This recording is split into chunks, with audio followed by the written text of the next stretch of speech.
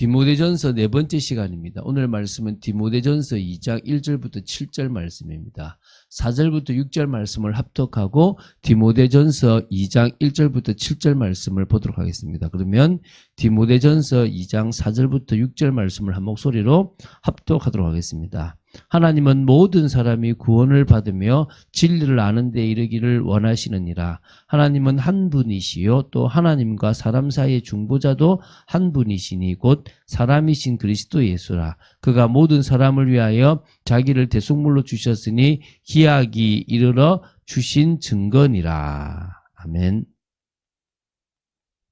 자, 우리 지금 디모데전서 전반부 1장부터 3장을 계속 이어서 보고 있습니다. 목회자의 근본 직무인 복음 진리를 사수하는 것과 교회 질서와 또 조직을 확립하는 부분에 대한 중요한 교훈을 지금 주고 있습니다. 디모데전서 1장이 교회 정체성 확립을 위해서 이단의 문제와 목회자의 자세에 대한 어떤 권면이었다고 한다면 2장과 3장은 그러니까 에베소 교회가 당면한 이 현안 문제에 대한 지침이 나오고요. 그래서 특히 교회 분열과 무질서를 바로잡는 그런 지침이 나오는 부분입니다. 그 부분을 지금 계속 보고 있는데요. 그중에서 오늘은 디모데전서 2장 1절부터 7절을 봅니다. 우리가 같이 이렇게 모여서 이렇게 예배드리고 같이 함께 할 때 중보기도라고 하는 그런 부분이 되게 중요하다. 그래서 그것을 하라고 이렇게 뭐 권면하고 있는 또 그것에 대한 이유를 설명하고 있는 내용입니다. 좀 보면서 이야기하겠습니다. 그래서 2장 1절 2절을 좀 먼저 보겠습니다. 그러므로 내가 첫째로 권하노니 모든 사람을 위하여 간구와 기도와 도고와 감사를 하되 임금들과 높은 지위에 있는 모든 사람을 위하여 하라. 이는 우리가 모든 경건과 단정함으로 고요하고 평안한 생활을 하려 함이라. 자, 목회의 직무 중에서 첫 번째로 좀 이렇게 하는 권면은 뭐냐면 사람을 위하여 중보기도를 할 것은 이렇게 중보기도를 하라고 이렇게 명령하고 있습니다.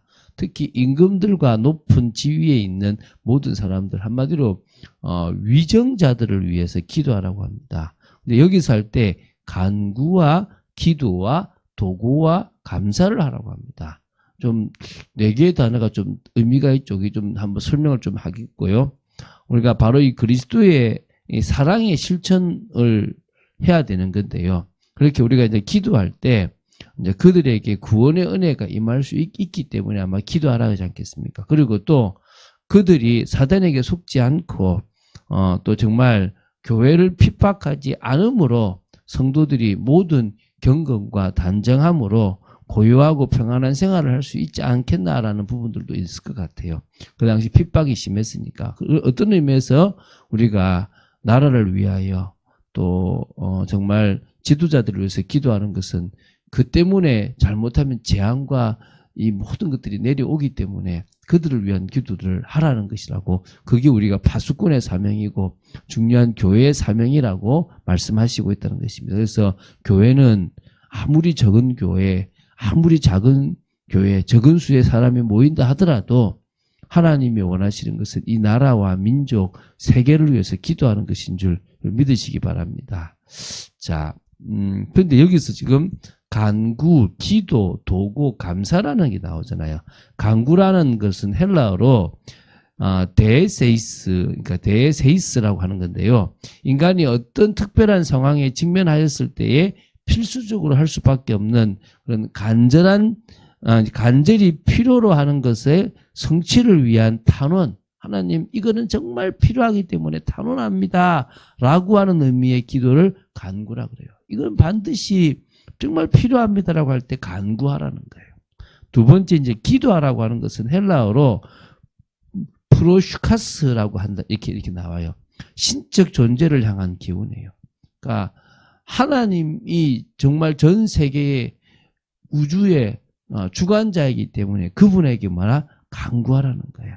그래서 성도가 일상생활 가운데 하나님께 드리는 일반적인 모든 종류의 기도를 통칭하는 것이 이 좀 프로슈카스라고 하는 기도라고 쓰는 편. 그래서 모든 형태의 경건한 아렘, 이것도 아래고 저것도 아래고 하는 것을 뭐라 그런다고요? 기도라고 하는 거죠. 그러니까 간구는 정말 필요한 걸 달라고 하고, 이거는 일반적으로 모든 통칭에서 아래는 것을 기도라고 한다는 거예요. 그리고 이제 세 번째 이제 뭐냐면, 이제 도고입니다, 도고. 헬라어로 엔툭세이스라고 이렇게 하는데요. 다른 사람을 위한 중보 기도를 가리킵니다. 지금 하려고 하는 기도가 어찌 보면은 중보 기도죠. 그죠? 그리고 이제 마지막으로 감사는 헬라어로 그러니까 유카리스티아스라고 하는 건데요. 좋은 것으로 주는 것, 즉 하나님으로부터 말미암아 복들에 대해 인간의 고마운 뜻으로 돌려드리는 것. 너무 감사해서 감사하다라고 표현하는 것이 뭐라고 이 감사라는 겁니다. 아니 지금 위정자들이 핍박하고 문제가 많은데 그것 놓고도 하나님 앞에 주시는 은혜, 그들을 변화시키고 그들을 통하여 이 모든 것들을 또 섭리해 가시는 그 부분에 또한 감사가 있겠죠. 그래서 우리가 모든 좋은 일반 은총까지 주셔서 평안한 중에 살아가게 하시는 것을 안다면 감사하는 게 당연하겠죠. 그렇죠? 그런 의미에서 어쨌든 이 기도를 하라는 것입니다. 근데 이제 3절부터 7절은 보면 이런 위정자뿐만 아니라 모든 사람을 위해서 중보 기도가 필요하다는 이유를 구체적으로 밝히고 있습니다.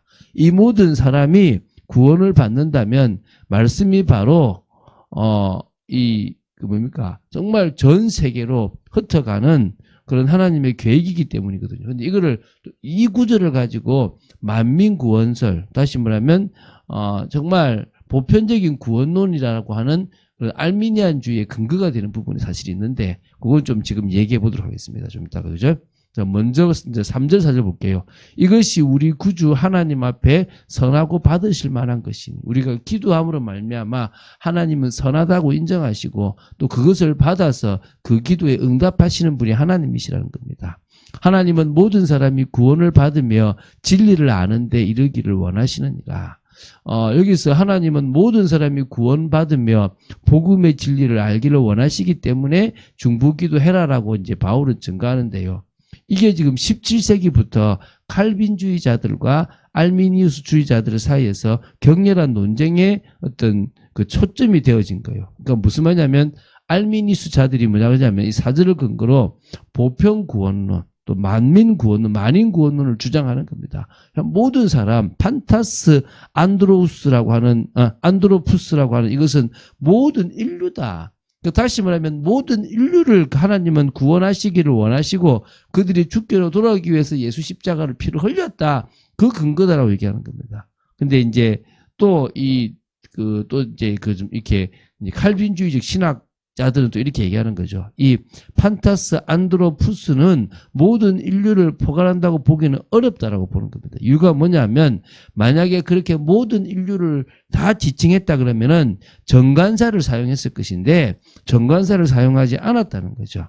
근데 그 말은 이것은 양적 측면에서 전 인류를 가르치는 것이 아니고 질적인 측면에서 계층이나 인종이나 국적의 차별이 없는 모든 사람을 말하는 거예요. 한마디로 당신이 택하신 그 계층, 인종, 국적, 이 모든 시대와 모든 걸 초월해서 당신이 구원하려고 하는 유대인만이 아닌 하나님께서 전 인류 속에서 당신이 택하신 자들을 구원하기 위한 표현으로 봐야 된다고 하는 거예요. 그래서 이 사절은 그 문맥상 인종이나 피부 색깔이나 지위나 신분의 구별 없이 모든 사람에게 베풀어지는 하나님의 지속적인 긍휼을 나타내 준다라고 신학자들이 보고 있다는 거예요. 그런 의미에서 이거는 만민 구원론을 뒷받침해 주는 것이 아니라 이거 역시도 제한 속죄, 하나님께서 예정하신 자들이 죽게로 돌아오는 부분이다라고 보는 것들이 있다는 겁니다. 이 정도까지. 어쨌든 요게 지금 모든 사람이 죽게로 돌아오기 원하신다는 게 우리가 있는 단어가 아니라 원언어로는 그렇게 돼 있다고 얘기하시면 됩니다. 그래서 하나님은 한 분이시요 또 하나님과 사람 사이의 중보자도 한 분이시니 곧 사람이신 그리스도 예수라. 전 세계 우주의 주관자이신 한 하나님, 참 하나님께서 하나님과 사람을 연결하기 위해서 보내신 중보자 역시 유일한 길 하나밖에 없다는 거예요. 여러 길이 있다면 여러 길로 갈 수 있지만 단 하나 예수 그리스도라는 길밖에 없다는 겁니다. 그래서 그 예수 그리스도가 모든 사람, 다시 말하면 당신이 택하신 자들을 위해서 자기를 대속물로 주셨기 때문에 그 기약, 당신께서 오시겠다고 하는 그 약속의 때가 이르러 그분이 오셨다라고 증가합니다. 그래서 이를 위하여 내가 전파하는 자와 사도로 세움을 입었다. 그 이유는 참말이요 거짓말이 아니니 믿음과 진리 안에서 내가 이방인의 스승이 되었다. 이방인의 사도가 되었다는 거예요. 이 일을 그래서 여기서 이방인들이라고 나오기 때문에 그래서 그 모든 사람은 유대인들뿐만 아니라 다른 나라의 사람들까지도 지칭한다라고 지금 보고 있다는 거예요. 근데 어쨌든 우리는 지금 하나님께서 창세전에 구원을 계획하신 그 구원을 이루시는 과정 속에 있고 그 속에 하나님의 은혜로 자격 없는 우리가 예수 그리스도를 믿어 구원을 받게 되었다는 것입니다. 근데 그 일에 사도로서 이방인의 스승이요 사도로서 쓰임받았던 인물이 사도 바울이고 그를 통해서 지금 우리에게 이 복음이 이방인 우리에게도 왔다라고 지금 이야기하고 있는 부분들입니다. 오늘 우리가 그것에 대한 감사가 있어야 될 줄로 믿습니다. 하나님은 사랑이십니다. 죄인이 된 인간을 구원하시기를 원하시는 하나님의 마음을 우리가 알고 감사함으로 믿음을 가지고 믿음으로 증거하는 삶을 살아야 될 줄로 믿습니다. 그런 의미에서 이번에 야고보서는 우리 모든 삶에 우리가 적용하고 인도받아야 될 많은 부분들을 나누었다라고 봅니다. 그래서 정말 여러 상황에 맞는 믿음 가진 사람의 그런 행동 모습들이 나오고 결국 그것이 행함이 있는 믿음, 올바른 믿음으로 믿기 때문에 순종하고 순종이 있는 믿음으로 살기 위해서 우리가 반드시 생각해야 될 부분들을 생각하고 인도받아야 될 줄로 믿습니다. 그런 축복된 삶을 살아가는 여러분 되시기를 주 예수 그리스도 이름으로 축원드립니다. 주는 그리스도시요 살아계신 하나님의 아들이심을 고백합니다. 오늘도 저희들이 말씀을 나누었습니다. 지금 바울이 디모데에게 위정자들뿐만 아니라 정말 당신이 택하신 자들을 구원하시는 그 모든 일들을 위해서 기도하라고 하신 것처럼 저희들이 지금도 이 민족 또 전 세계를 향하여 기도하며 인도받는 삶을 살아가기 원합니다. 역사하여 주시옵소서. 주 예수 그리스도 이름으로 기도드립니다. 아멘.